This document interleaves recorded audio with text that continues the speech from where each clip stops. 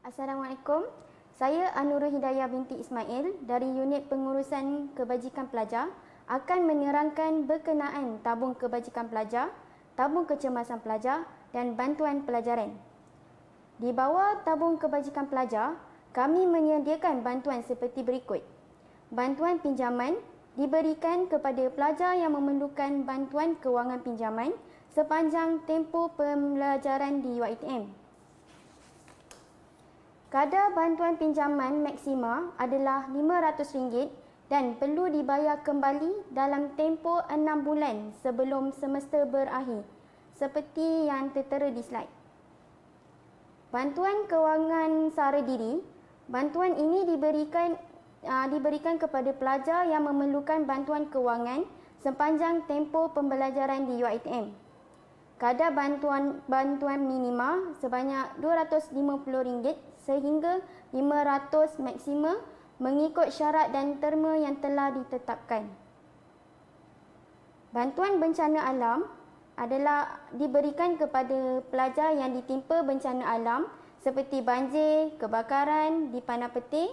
Bagi mendapatkan bantuan ini, pelajar perlu menyertakan laporan polis yang ada menyatakan barang-barang pelajar yang musnah atau hilang semasa berlakunya bencana. Kadar bantuan seperti yang tertera di slide. Bantuan kes-kes kecurian atau kehilangan. Bantuan kes kecurian atau kehilangan duit dalam akaun, dompet, contohnya dokumen rasmi peribadi seperti kad pengenalan, lesen memandu, kad ATM dan sebagainya. Sama seperti bantuan bencana alam tadi, pelajar juga perlu menyertakan laporan polis untuk permohonan. Kadar bantuan boleh tengok di slide. Bantuan tambang perjalanan kematian ibu bapa, iaitu bantuan bayaran tambang perjalanan kematian ibu bapa kandung. Kadar sumbangannya mengikut jadual sumbangan yang telah ditetapkan oleh jawatan kuasa, seperti yang tertera di slide.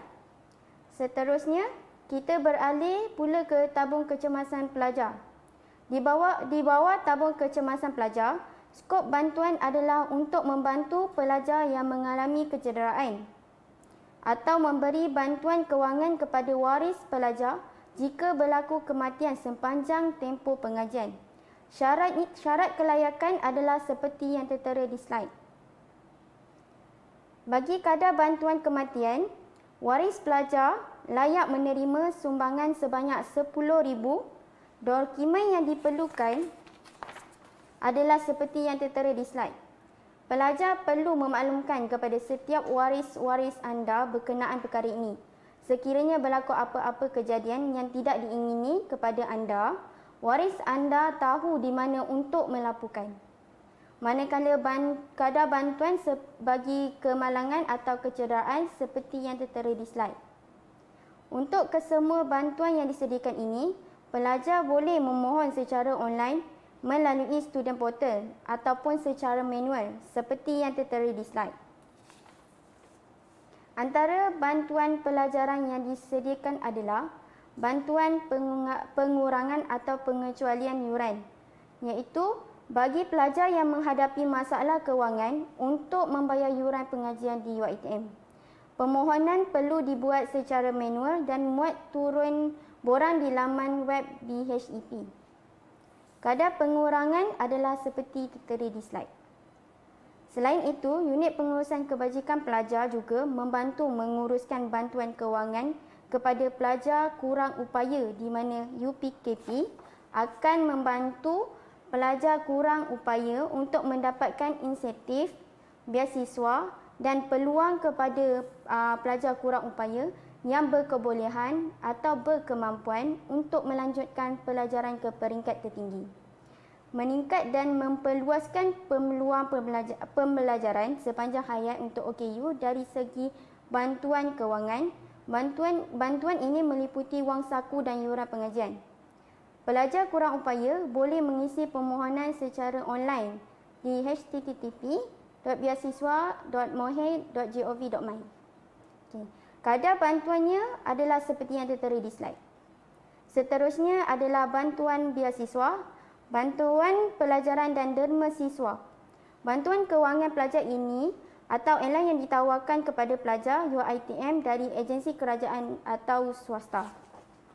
Contohnya macam KPT, PTPTN, Yayasan Tengku Abdul Rahman, Pinjaman Kerajaan Negeri, Yayasan Peneraju, Yayasan Sony, Yayasan UMW dan lain-lain. Pelajar boleh mendapatkan informasi terkini di laman media sosial Unit Pengurusan Kebajikan Pelajar, Instagram, Facebook seperti yang tertera di slide.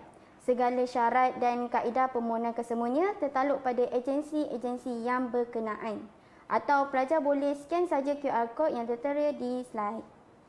Tidak menjadi halangan sekiranya dalam masa yang sama, pelajar turut memohon mana-mana tajaan beasiswa atau pinjaman yang ditawarkan dari agensi kerajaan atau swasta.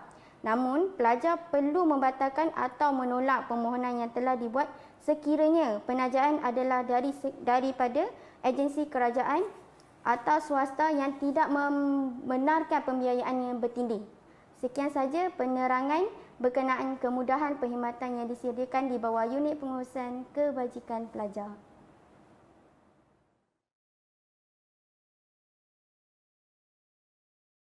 Skim Perkhidmatan Kesihatan Pelajar. Semua pelajar sepenuh masa yang telah berdaftar dan membayar yuran kesihatan adalah layak mendapatkan perkhidmatan perubatan dan pergigian di pusat kesihatan, unit kesihatan UiTM, klinik kerajaan, hospital kerajaan, hospital universiti atau hospital angkatan tentera. Kami menyediakan perkhidmatan perubatan dan pergigian untuk semua pelajar dalam tempoh pengajian di bawah skim perkhidmatan pelajar. Kami juga menyediakan perkhidmatan di seluruh kampus-kampus UiTM, klinik kerajaan, hospital kerajaan, hospital universiti dan hospital angkatan tentera. Untuk mendapatkan surat jaminan, anda boleh dapatkan di pusat kesihatan atau unit kesihatan UiTM. Tempoh sah laku surat akuan adalah 1 bulan dari tarikh ianya dikeluarkan. Kos pembayaran yang ditanggung oleh universiti. Untuk had maksimum pembayaran rawatan dihadkan kepada RM5,000 setahun dan tidak melebihi RM15,000 sepanjang pengajian pelajar. Pembayaran kos rawatan di hospital yang terpaksa didahulukan, anda boleh kemukakan resit-resit asal kepada klinik kesihatan UiTM untuk tuntutan. Kemudahan rawatan. Yang pertama, rawatan pesakit luar perubatan. Semua pelajar sepenuh masa yang telah mendaftar dan membayar yuran kesihatan adalah layak mendapatkan kemudahan ini di pusat kesihatan atau unit kesihatan. Perkhidmatan rawatan perubatan dalam kampus yang dikendalikan oleh kaki tangan UiTM atau klinik kerajaan. Yang kedua, rawatan pergigian. Semua pelajar UiTM juga layak mendapatkan kemudahan rawatan pergigian di klinik pergigian kerajaan atau pusat kesihatan UiTM Shah Alam. Yang ketiga, rawatan kes kecemasan. Kemudahan rawatan kecemasan disediakan dalam kampus pada waktu klinik beroperasi sahaja. Selepas waktu klinik, kes-kes kecemasan akan diuruskan oleh staf Resident College atau SRK di kolej kediaman masing-masing. Yang keempat, kemudahan kelayakan wad. Hospital kerajaan. Universiti menanggung pembelanjaan kemudahan rawatan pelajar di mana-mana hospital kerajaan atau hospital universiti sama ada yang dirujuk oleh pegawai perubatan universiti atau doktor pilihan pelajar sendiri sepanjang pelajar menjadi pelajar di universiti ini. Untuk hospital swasta, universiti tidak akan menanggung apa-apa jenis bayaran bagi rawatan atau wad di hospital swasta. Yang keempat, kenderaan kecemasan. Universiti menyediakan kemudahan pengangkutan untuk semua kes kecemasan selama 24 jam sehari sepanjang semester. Semasa cuti semester, kemudahan kenderaan ini terhad semasa waktu klinik beroperasi sahaja. Ini ialah rawatan-rawatan yang tidak ditanggung oleh UiTM. Yang pertama, rawatan ubat-ubatan dan peralatan untuk pencegahan kehamilan, kemandulan dan kesuburan. Yang kedua, alat-alat gantian anggota seperti gigi palsu, korona atau jambatan atau implan gigi untuk tujuan kosmetik. Yang ketiga, rawatan perubatan dan pembedahan dengan tujuan kosmetik dan ritual, melainkan dalam keadaan di mana pegawai perubatan universiti berpendapat rawatan itu diperlukan untuk mengurangkan risiko kepada pesakit. Yang keempat, rawatan dan pemeriksaan berkaitan dengan mengandung dan bersalin sama ada dalam keadaan normal ataupun tidak normal. Yang kelima, rawatan imunisasi sama ada untuk tujuan pelalian biasa ataupun untuk keadaan wajib, seperti imunisasi sebelum pergi keluar negara, imunisasi semasa wabak dan sebagainya, kecuali suntikan ATT dan yang diberikan oleh universiti sahaja. Yang keenam, perbelanjaan rawatan perubatan alternatif. Yang ketujuh, perbelanjaan rawatan di hospital swasta. Yang ke-8, perbelanjaan rawatan di luar negara. Yang ke-9, ubat-ubatan yang dibeli dari farmasi sendiri, melainkan yang mempunyai preskripsi dari pegawai perubatan universiti. Yang ke-10, rawatan ortodontik di hospital kerajaan atau klinik swasta. Seterusnya, rawatan di luar negara. Rawatan perubatan dan pergian bagi pelajar di luar negara tidak akan ditanggung. Penganjur dinasihatkan untuk menguruskan insurans perubatan untuk pelajar yang menyertai aktiviti ke luar negara sahaja. Seterusnya, untuk pemeriksaan kesihatan pelajar baru. Yang pertama, pelajar perlu mengisi borang deklarasi kesihatan secara online semasa penerimaan tawaran. Yang kedua, pelajar tidak perlu mengguna dan mencetak borang C, iaitu laporan pemeriksaan kesihatan. Yang ketiga, pemeriksaan kesihatan akan dilakukan di Pusat Kesihatan UiTM Shah Alam selepas pandemik COVID-19 di Malaysia disahkan tamat. Yang keempat, temu janji pemeriksaan kesihatan akan dimaklumkan melalui email masing-masing selepas pandemik COVID-19 di Malaysia diisytiharkan tamat. Yang kelima, pelajar perlu mematuhi tarikh temu janji pemeriksaan kesihatan yang telah ditetapkan. Yang keenam, yuran kesihatan telah dijana kepada pelajar baru dan perlu dibayar melalui Bank Islam Berhad.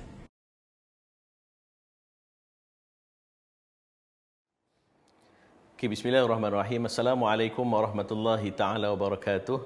Alhamdulillahirabbil alamin wassalatu wassalamu ala asyrafil anbiya wal mursalin wa ala alihi wa sahbihi ajma'in.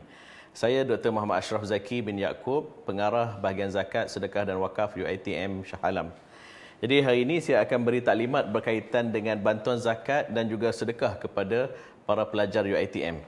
Jadi saya mulakan dengan yang pertama sekali berkaitan dengan bantuan zakat kepada para pelajar. Kita ada dua bantuan yang kita berikan kepada para pelajar. Yang pertama adalah bantuan zakat, yang kedua adalah bantuan sedekah. Pertama sekali berkaitan dengan bantuan zakat yang kita berikan, permohonan adalah dibuka pada setiap semester dan terbuka kepada pelajar UiTM di peringkat diploma, sarjana muda, profesional sepenuh masa daripada semester pertama sehinggalah tamat pengajian. Dan antara syarat permohonan yang kita tetapkan kepada para pelajar untuk memohon zakat adalah yang pertama sekali, pelajar tersebut haruslah beragama Islam. Dan yang kedua, pendapatan kasar isi rumah ataupun keluarga adalah di bawah had kifayah ataupun had kelayakan untuk permohonan zakat, iaitu kita tetapkan sebanyak RM4,000. Jadi bermaksud pendapatan kasar isi rumah ni bermaksud pendapatan ayah dan juga ibu digabungkan, jumlahnya adalah RM4,000 ke bawah. Dan syarat yang ketiga adalah memenuhi kriteria asnaf zakat. Sebab dalam Al-Quran ditetapkan bahawa terdapat 8 asnaf bagi yang melayakkan untuk menerima zakat. Bagi kita di UiTM, kita hanya beri kepada 5 asnaf yang utama sahaja, iaitu fakir, miskin, mu'allaf, fisabilillah dan juga ibnu sabil. Dan jenis bantuan yang kita berikan kepada para pelajar adalah bantuan keperluan pengajian, yang kedua adalah sara hidup dan juga perubatan, bantuan musibah bencana dan juga bantuan kepada program-program bagi pembangunan pelajar asnaf. Yang seterusnya adalah bantuan diagihkan berdasarkan kepada 5 kriteria asnaf yang saya sebutkan tadi. Yang pertama adalah fakir, yang kedua miskin, yang ketiga fi sabilillah, yang keempat mu'alaf dan yang kelima ibnu sabil. Dan cara untuk para pelajar memohon bantuan zakat adalah melalui sistem e-zakat yang terdapat dalam student portal, di mana setiap kali permohonan dibuat, kita akan rekodkan berdasarkan kepada permohonan pelajar dalam sistem e-zakat tersebut. Kemudian kita akan membuat saringan dengan memanggil pelajar-pelajar yang layak, dan kita akan adakan temu duga kepada para pelajar setiap kali permohonan itu dimohon. Dan untuk makluman semua, pejabat bahagian zakat sedekah wakaf UiTM adalah di aras bawah Masjid Al-Wathiqu Billah Tuanku Mizan Zainal Abidin UiTM Shah Alam ataupun Masjid UiTM Shah Alam. Okey, seterusnya permohonan bantuan zakat syariah atas talian kebiasaannya kita akan buka dalam tempoh seminggu sebelum kuliah bermula. Jadi saya minta kepada para pelajar untuk alert, memberi perhatian kepada taklimat-taklimat yang diberikan, kerana kita akan mengumumkan tarikh permulaan dibuka sistem untuk pelajar memohon zakat. Kemudian kita ada tarikh tutup, dan dalam tempoh tersebut pelajar boleh memohon bantuan zakat melalui sistem e-zakat tersebut. Dan insya-Allah tempoh permohonan kita adalah sekitar 2 bulan sahaja, dan kemudian kita akan terus memproses permohonan para pelajar tersebut untuk para pelajar mendapat bantuan tersebut. Okey. Pelajar perlu mengisi borang permohonan secara atas talian di dalam sistem e-zakat yang saya sebutkan tadi. Okey, proses permohonan bantuan kita ada 5 step. Yang pertama sekali permohonan, yang kedua kita akan buat siasatan melalui temu duga, yang ketiga kita akan buat semakan, kemudian kita akan buat keputusan berdasarkan jawatankuasa agihan zakat dan sedekah UiTM, dan yang kelima seterusnya kita akan membuat pembayaran melalui bendahari. Dan seterusnya bantuan yang kedua adalah bantuan berkaitan dengan sedekah. Bantuan sedekah ni adalah khusus kepada pelajar bukan Islam, non-Muslim yang layak untuk menerima bantuan. Dan bentuk-bentuk bantuan yang kita berikan adalah lebih kurang sama dengan zakat tadi, iaitu kita beri bantuan keperluan untuk pengajian, bantuan sara hidup, perubatan, bantuan musibah dan bantuan program-program berkaitan dengan pembangunan pelajar. Dan bagi bantuan sedekah, kita tidak ada sistem yang khusus untuk permohonan bantuan sedekah. Kita menyediakan borang permohonan kepada pelajar-pelajar yang memerlukan bantuan sedekah tersebut. Selain daripada membantu non-Muslim, bantuan sedekah juga sebenarnya diberikan kepada pelajar Muslim yang memerlukan bantuan tambahan. Walaupun pelajar itu tidak termasuk dalam kategori asnaf, mereka juga boleh memohon bantuan sedekah, dan kita akan mempertimbangkan untuk memberikan bantuan sedekah kepada pelajar-pelajar yang memerlukan. Jadi untuk seterusnya, para pelajar boleh scan kepada QR code yang kita sediakan. Yang pertama sekali kita ada QR code Instagram kita, kemudian Facebook dan juga WhatsApp. Jadi boleh hubungi kami di bahagian zakat, sedekah dan wakaf UiTM. Di situ segala persoalan, pertanyaan berkaitan dengan permohonan zakat dan juga sedekah, status terkini, kemudian keputusan boleh dihubungi melalui pegawai-pegawai yang ada di dalam media sosial yang telah kami sediakan. Itu saja daripada saya. Terima kasih. Assalamualaikum warahmatullahi taala wabarakatuh.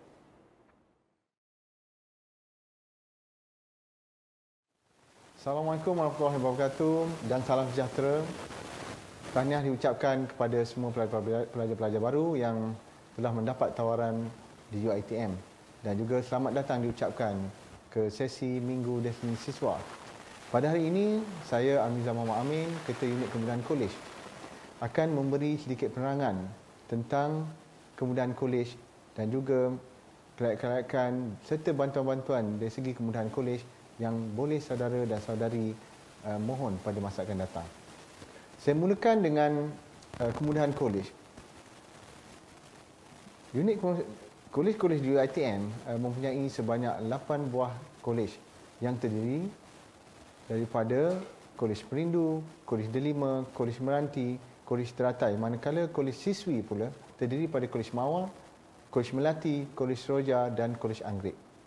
Walaupun begitu, sebenarnya kita masih mempunyai kolej-kolej lain di semua kampus. Secara keseluruhannya, kolej-kolej di seluruh kampus UiTM mempunyai lebih kurang sebanyak 133 buah kolej kediaman. Fungsi unit ini adalah untuk menjaga kesejahteraan para pelajar dan memberi kemudahan kolej serta membantu pelajar dari segi kebajikan dan juga elon bantuan makanan. Selain daripada itu, unit kemudahan kolej juga menyelaras data pelajar-pelajar yang memohon kolej kediaman, dan kepada mereka yang gagal permohonan kolej gagal kemudahan kolej kediaman boleh merayu melalui saluran yang kita sediakan di dalam portal pelajar. Jadi untuk slide yang seterusnya, pelajar-pelajar akan ditawarkan sebanyak 3 jenis bilik, iaitu bilik berdua, bilik bertiga dan juga bilik berempat. Untuk bilik berdua, kadar harganya adalah sebanyak RM420. Manakala bilik bertiga akan dikenakan charge sebanyak RM315. Dan untuk bilik berempat, pelajar-pelajar akan dikenakan charge sebanyak RM210. Semua kadar ini adalah kadar untuk satu semester. Jadi pelajar-pelajar hanya perlu membayar sekali dalam satu semester, iaitu pada awal semester apabila ditawarkan kolej kediaman. Untuk pelajar-pelajar baru, anda disarankan untuk membayar charge kolej ini setelah anda mendaftar pada 9 hingga 11 Oktober nanti di semua kolej-kolej kediaman yang mana anda ditempatkan. Permohonan kolej ini akan dibuat secara automatik. Jadi untuk pelajar-pelajar baru, anda tidak perlu lagi membuat permohonan kerana semasa anda datang pada 9 hingga 11 hari bulan Oktober nanti, anda akan terus didaftarkan ke dalam sistem kolej.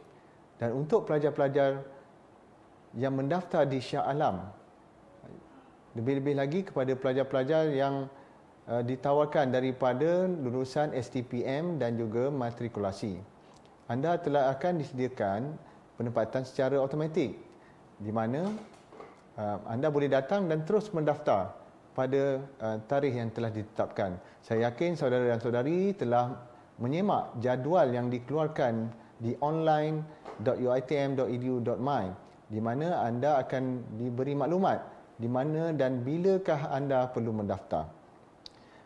Untuk pendaftaran kali ini memandangkan kita di dalam suasana yang agak perlu kita berhati-hati, ya, di mana COVID-19 masih lagi belum dapat dikawal sepenuhnya, maka kami telah menyediakan SOP tertentu kepada semua pelajar yang akan mendaftar di kolej kediaman.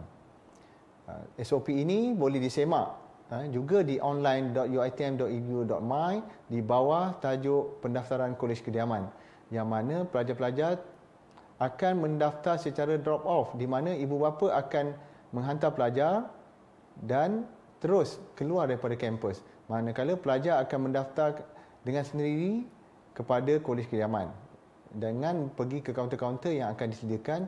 Dan pendaftaran kami amat mudah, ya, tidak ada melibatkan sebarang mengisi surat, ya, ataupun mengisi borang dan sebagainya. Anda hanya perlu tunjukkan borang perakuan perabot, ya, borang perakuan penerimaan perabot yang telah dicetak dengan barkod di atasnya, dan kami akan mengimbas barkod tersebut. Untuk yang slide seterusnya, kelayakan untuk tinggal di kolej kediaman telah ditetapkan dalam dasar yang telah dirangka lebih awal. Antara mereka yang akan diberikan kolej ataupun penempatan kolej kediaman secara automatik pada setiap semester adalah mereka yang terdiri pada Majlis Perwakilan Pelajar. Yang kedua ialah pelajar jawatankuasa perwakilan kolej. Yang ketiga ialah pelajar-pelajar uniform, di mana mereka terdiri pada pasukan latihan simpanan, pegawai simpanan, palapes, juga sukarelawan suksis, iaitu sukarelawan polis, dan juga komander kesatria, bomber, Persatuan Bulan Sabit Merah, pasukan pertahanan awam, dan juga pasukan pancaragam kesatria. Yang keempat, pelajar sukan yang mewakili negara serta diiktiraf oleh Kementerian Belia dan Sukan. Yang kelima ialah pelajar AP 243 daripada semester 1 hingga semester 6 sahaja. Dan yang keenam, pelajar-pelajar dari keluarga yang susah dan dengan tanggungan yang ramai, iaitu pendapatan keluarga di bawah 2,500 RM2,500 sebulan, di mana mereka akan ditemubual sebelum diberi kemudahan kolej. Ini adalah 6 kategori pelajar yang akan diberi kolej secara automatik. Selain daripada ini, pelajar-pelajar hendaklah pergi ataupun menghadiri aktiviti-aktiviti yang telah ditetapkan oleh kediaman, di mana aktiviti-aktiviti yang dianjurkan ini adalah salah satu kriteria yang anda perlu penuhi untuk memohon kolej kediaman pada masa akan datang. Secara umumnya, setiap kolej memerlukan 9 penyertaan pelajar. 9 kali penyertaan pelajar di dalam setiap aktiviti. Maka, selain daripada 6 kelompok pelajar ini, pelajar-pelajar lain juga boleh mendapat kolej kediaman pada semester yang akan datang dengan syarat seperti yang saya telah sebutkan tadi, iaitu menghadiri apa-apa program peringkat kolej dengan 9 kehadiran. Jadi saya harap saudara dan saudari dapat memahami kaedah yang digunakan oleh UiTM untuk memberi penempatan ataupun memberi kemudahan kolej kediaman kepada pelajar-pelajar. Jika masih lagi kurang jelas tentang perkara ini, anda boleh melayari laman web UiTM di mana anda boleh pergi ke Student Affairs Division dan anda boleh melayari laman web HEP di sana, iaitu bahagian haiwan pelajar, ataupun hep.uitm.edu.my. Slide seterusnya ialah tentang Elon bantuan makanan pelajar. Elon makanan ini diberikan kepada pelajar-pelajar UiTM mengikut kriteria atau kelayakan yang telah ditetapkan. Antara syarat kelayakannya ialah pelajar diploma. Pemohon mestilah pelajar diploma, pelajar pra-diploma dan juga pelajar sijil sepenuh masa.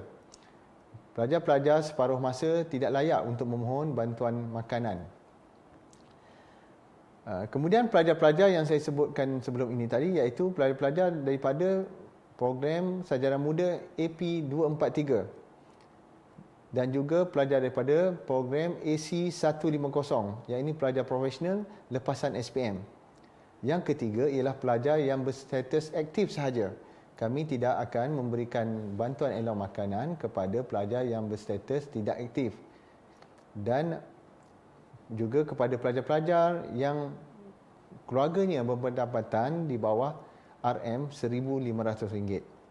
Pelajar yang tidak mendapat apa-apa tajaan bantuan PTPTN, beasiswa atau derma siswa juga layak untuk memohon, tetapi masih tertakluk kepada 3 golongan pelajar, iaitu program diploma, pra-diploma dan juga CJ sepenuh masa. Permohonan boleh dibuat di student portal pelajar, iaitu istudent.uitm.edu.my, di mana pelajar boleh menyemak segala keperluan-keperluan yang dikehendaki sebelum anda memohon. Seterusnya ialah pemberian elon bantuan makanan. Tentang bagaimana pelaksanaan pemberian elon makanan diberikan kepada pelajar. Bantuan makanan ini adalah berasaskan kepada RM4 sehari dan ia diberikan secara bulanan. Setiap bulan, pelajar-pelajar akan dimaklumkan tentang bagaimana ataupun wang tunai ini akan dimasukkan ke akaun pelajar yang berjaya mendapat dan berjaya diluluskan untuk mendapat elon bantuan makanan tersebut. Walau bagaimanapun, sekiranya pada semester itu pelajar di program diploma ataupun pra-diploma tersebut menghadiri ataupun dikehendaki menghadiri latihan praktikal, maka mereka ini tidak layak untuk mendapat elon bantuan makanan. Begitu juga pelajar yang melebihi tempoh pengajian, di mana yang sepatutnya belajar 6 semester tetapi mereka terpaksa menambah pengajian 1 atau 2 semester lagi akibat tidak lulus subjek-subjek yang tertentu. Yang ketiga ialah pelajar yang dalam cuti khas di dalam UiTM. Sekiranya pelajar menghadapi masalah, tidak dapat meneruskan pelajaran, pelajar akan diberi peluang untuk memohon cuti khas. Jadi pelajar-pelajar yang memohon cuti khas ini tidak layak untuk memohon elon bantuan makanan. Yang keempat, pelajar yang mendapat pinjaman kemudahan pinjaman, seperti PTPTN, beasiswa, derma siswa, ataupun beasiswa serta mendapat tajaan daripada mana-mana syarikat. Mereka ini walaupun pelajar diploma ataupun separuh diploma ataupun pelajar-pelajar yang mengikuti sijil sepenuh masa adalah tidak layak untuk memohon kerana telah ada bantuan yang diberikan. Saya harap saudara dan saudari dapat memahami keadaan ini, dan sekali lagi jika ada apa-apa kemusykilan, anda bolehlah lawati laman web HEP yang telah saya sebutkan sebelum ini. Dan sebelum saya mengakhiri sesi saya pada hari ini, saya mohon untuk saudara dan saudari mencatat nombor-nombor telefon pegawai-pegawai yang boleh dihubungi, ya, yang yang telah dipaparkan sekarang di layar, ya, di mana terdapat beberapa unit di sana yang anda boleh hubungi seperti unit pengurusan kebajikan pelajar, bahagian ehwal pelajar kampus Puncak Alam Puncak Berdana, ya, dan bagi kemudahan kesihatan anda boleh mencantikkan nombor telefon yang ada, dan seterusnya saudara dan saudari bolehlah melawat ke laman web yang telah dicantikkan di sana, ya. Ataupun saudara-saudari boleh mendapatkan maklumat daripada laman web bahagian ehwal pelajar. Jadi selepas ini saya akan sesi ini akan diteruskan oleh pegawai daripada unit pengurusan non-resident, iaitu sebuah unit yang menguruskan ataupun menjadi pemudah cara untuk pelajar-pelajar yang terpaksa tinggal di luar, di mana pelajar-pelajar ini telah gagal dalam permohonan kolejnya kerana pelbagai sebab, dan kita ada satu unit yang diberi nama unit pengurusan non-resident yang akan membantu anda untuk mendapatkan rumah sewa di luar. InsyaAllah akan diteruskan oleh Puan Ikhwanah Mislan selepas ini. Sekian, terima kasih. Assalamualaikum warahmatullahi wabarakatuh dan salam sejahtera. Terima kasih diucapkan kepada Encik Amiza, Ketua Unit Kemudahan Kolej sebentar tadi yang telah menerangkan sedikit berkenaan dengan unit pengurusan non-resident. Saya Ikhwanah Binti Mislan selaku pengurus non-resident akan menerangkan seterusnya berkenaan informasi non-resident. Fungsi non-resident kami menjaga kesejahteraan pelajar NR termasuk keselamatan, kebajikan dan juga urusan kecemasan.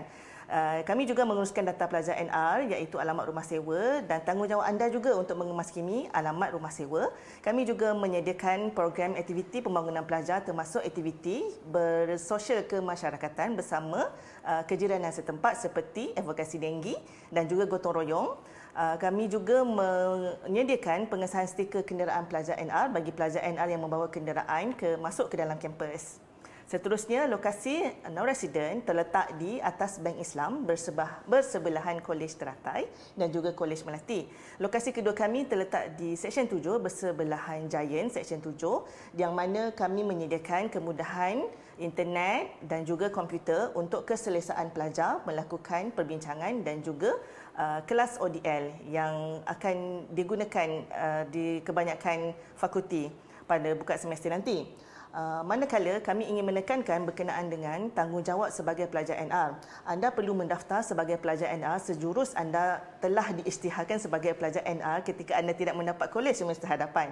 Dan juga anda perlu kemaskini alamat rumah sewa anda setiap semester kerana kami percaya anda akan berpindah dari satu rumah ke satu rumah mengikut kesesuaian bajet, lokasi dan sebagainya. Jadi anda perlu update setiap semester. Dan yang ketiga, anda perlu menjaga etika sebagai pelajar UiTM ketika duduk di rumah sewa dalam masa yang sama sebagai komuniti kejiranan yang bertanggungjawab dan juga berhemah. Bagi maklumat lanjut, sila layari nr.uitm.edu.my untuk maklumat kami. Di situ kami sediakan tips-tips dan bagaimana untuk menjadi pelajar dan jiran yang berhemah. Sosial media juga kami sediakan, sila ikuti kami di @nruitmsa. Sekian, terima kasih.